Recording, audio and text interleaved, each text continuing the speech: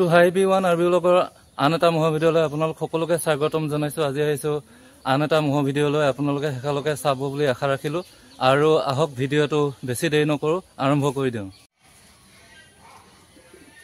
আৰু গাইজ, আপোনালোকে হয়তো গম পাইছে এতিয়া মই কোনটো ম'হ ভিডিঅ' বনাবৰ কাৰণে আহিছোঁ।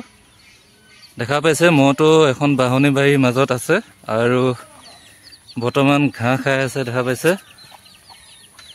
আৰু প্ৰথমতে ম'হটো ভালদৰে দেখাই লওঁ, কাৰণ আপোনালোকে সকলোৱে কৈ থাকে যে ম'হটো ভালদৰে দেখাব লাগে আৰু চাই লওক ম'হটো।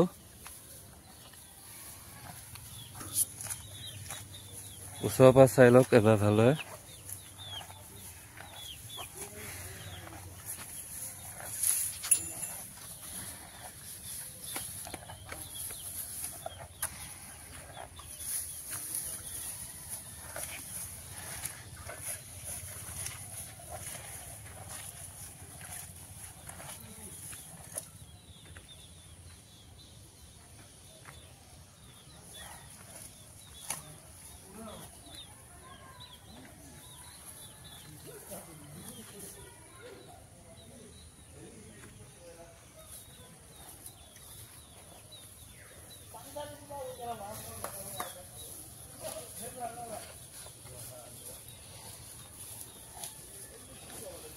আৰু আজি হয়তো মোৰ খুব ভাগ্য ভাল আছিলে, কাৰণ আমাৰ চাচাৰ লগতে আছে বাৰু।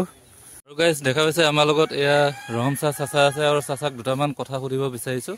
চাচা, ম'হটো এইবাৰ ক'ত ক'ত যুঁজাব? আৰু আৰু আগতে ক'ত ক'ত জিকিছিলে ম'হটো? নগাঁও ন? নগাঁও এই বাবা ম'হটোৰ লগত জিকিছিল নেকি? হাৰিছিলে ন? কেতিয়া আছিলে যুঁজখন? যোৱা বছৰ আছিলে। হয় হয়, ঠিক আছে, আপোনালোকে ধন্যবাদ থাকিলে। আৰু যুঁজত দেখা পাম বাৰু। আৰু গাইজ চাই লওক ম'হটো এতিয়া পূৰা ডাবতে আছে। আৰু এখন যিহেতু বাহনী বাৰী, গতিকে ইয়াৰ ছাঁ পৰি থাকে, গতিকে ম'হটো কষ্ট নাপাবৰ কাৰণে এনেদৰে ৰাখি থয়। এয়া চাই লওক। আৰু ইয়াতে ধুনীয়াকৈ ঘাঁহ পানী দি ৰাখিছে।